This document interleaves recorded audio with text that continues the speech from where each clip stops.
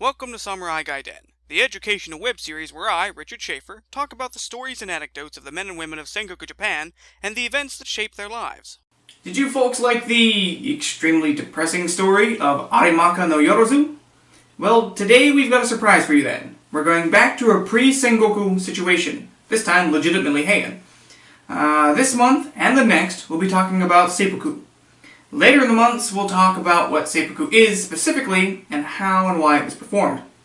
But for now, we're going to talk about the first recorded occurrence of Seppuku happening. Now, Seppuku had evolved throughout the years, as any ritual does. If you haven't guessed yet, today we're going to talk about Minamoto no Tametomo.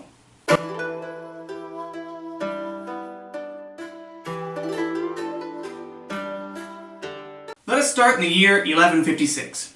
Japan is ruled over by Emperor Go-Shirakawa, who wishes to oust the politically powerful Fujiwara clan, who has dominated his family for centuries. Go-Shirakawa was put on the throne after his elder brother died, instead of another of his elder brothers being put back on the throne.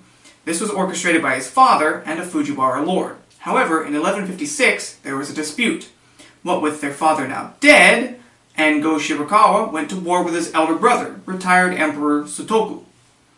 At this time, the three biggest, most powerful clans were the Taira, the Minamoto, and the Fujiwara, of which the Fujiwara were the reigning champions. In any imperial succession conflict, you wind up with people taking sides. The heads of the Minamoto clan backed retired Emperor Sutoku, but the heads of the Taira clan backed the current emperor, Go-Shirakawa. Now it wasn't as cut and dry as that, because at this time the Minamoto and the Taira are essentially friendly rivals. Many Taira served on the Minamoto side of the conflict, and many Minamoto served on the Taira side of the conflict. Even the Fujiwara were split in the conflict, with the Fujiwara brothers taking opposing sides, the elder, Tameyoshi, siding with Go-Shirakawa, and the younger, Yorinaga, taking the side of Sutoku. The younger brother, Fujiwara no Yorinaga, convinced Minamoto no Tametomo and Taira no Taramasa to side with him. Meanwhile, the elder brother, Fujiwara no Tameyoshi, convinced Minamoto no Yoshitomo and Taira no Kiyomori to side with him. Now this gets even more complicated when you realize that Yoshitomo and Tametomo are sons of Minamoto no Tameyoshi. Now this is where Tametomo really shows his abilities. You see, both forces are gathering on opposing sides of the capital city of Kyoto. Tametomo is one of the chiefs of Sutoku forces at, and this will be confusing for a moment, Shirakawa Palace. Yes, they occupied the building, named with the same name as their enemy. Probably just to confuse non-Japanese scholars centuries later. So Tametomo is helping to lead the Sutoku forces at Shirakawa Palace. Taira no Kiyomori and Tametomo's elder brother Yoshitomo lead the Go-Shirakawa forces at Takamatsu Palace. Tametomo suggested launching a night attack against Takamatsu, advising that his brother was surely planning to attack Shirakawa Palace and he wanted to get the drop on him. However, Fujiwara no Yorinaga didn't like that plan. Yorinaga wanted an epic battle with his brother in truly gentlemanly fashion. They would wait until both sides had collected all their warriors and allies, then they would move to a strategic position, and finally they would engage in gentlemanly war. This plan was dashed to the wayside when Tametomo's brother had convinced Yorinaga's elder brother to launch the night attack on Shirakawa Palace, just as Tametomo had anticipated. Taira no Kiyomori, backed by the Ito clan, led a valiant charge against Shirakawa Palace. Tametomo rode out and engaged the Taira Ito forces in battle. He fired an arrow, killing one of the Ito commanders, Ito no Roku, in a single shot. With one of their commanders dead, the other Ito commanders, Ito no Go and Ito no Kaketsuna, fell back and prepared to assault the palace from another direction. Though Tametomo's bravery had saved the moment, the Taira Ito forces just set the palace on fire, and the forces loyal to Fujiwara no Yorinaga and Sutoku were forced to flee the area in defeat. This put Go-Shirakawa's forces on the winning side of things, with Taira no Kiyomori taking most of the credit. Minamoto no Tametomo was banished to an island off the coast of Izu province. Now before we go too far into what happened after the conflict, let's talk about what happened before it. Tametomo was, as mentioned, the son of Minamoto no Tameyoshi. He was the eighth son, as a matter of fact. Tametomo spent much of his youth in the westernmost island of Kyushu, where he is said to have married a woman named Taira no Shiranui, the daughter of Taira no Tarakuni. Tametomo was known as an amazing archer, part of the reason owing to the fact that he is rumored to have been born with one arm about 4 inches longer than the other one. This allowed him to have an unusually long draw length to his bow. So now, back to Tametomo's defeat during the Hogan disturbance. He was apparently exiled to the Izu-Oshima Islands. Rumor goes that since he was such a renowned archer, the victorious forces may have cut the tendons on his longer arm. Most legends state that his arm was able to heal relatively quickly, though. Now supposedly, he managed to escape his exile by marrying the local governor's daughter, Shimagaimi, and siring 3 children with her. He then took over the island and escaped to the islands of Ryukyu, modern-day Okinawa, where he married a chieftain's daughter, Nei, who gave birth to another child of his, Shunten. From Tametomo and Shunten, supposedly, comes the royal line of kings of Ryukyu. However, this is most likely all legend in order to validate the Japanese occupation of Okinawa during the Edo period.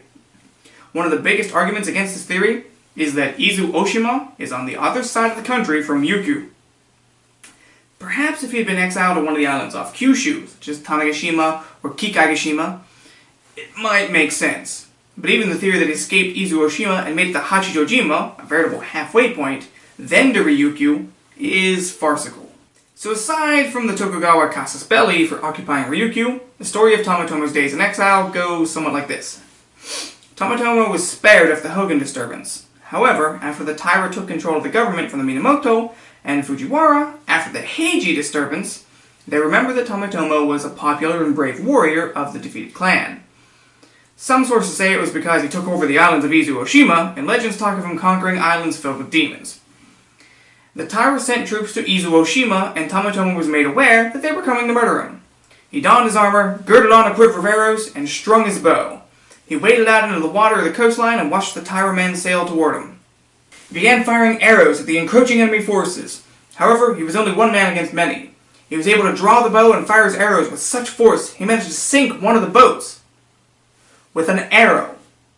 He struck the boat just below the waterline, and it started taking on water. While his enemies stopped to collect their sinking comrades, he fired his last few arrows and retired back to his home. He stripped off his armor, took out a knife, and cut himself across the abdomen.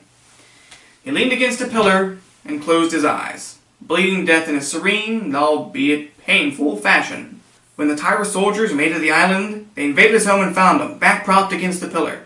He was sitting so upright and stalwart that they didn't believe he was dead. Finally, a brave soldier stepped forward, identified him as dead, and cut off Tametomo's head. Thus, a brave end to a brave man. Minamoto no Tametomo was the first recorded case of seppuku, as we know it, having occurred.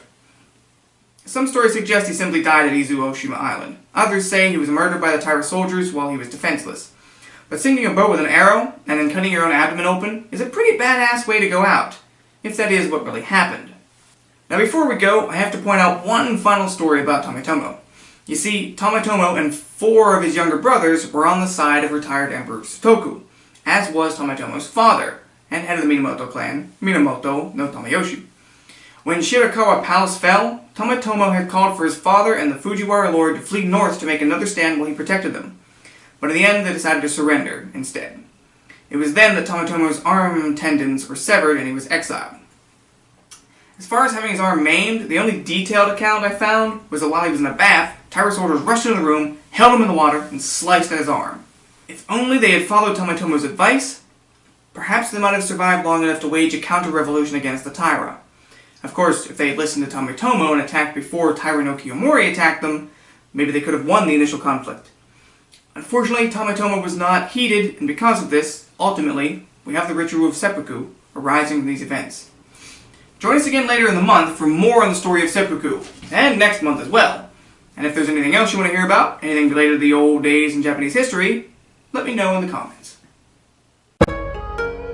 Now this is where Tametomo really shows his abilities. You see both forces. How now, brown cow? Yeah.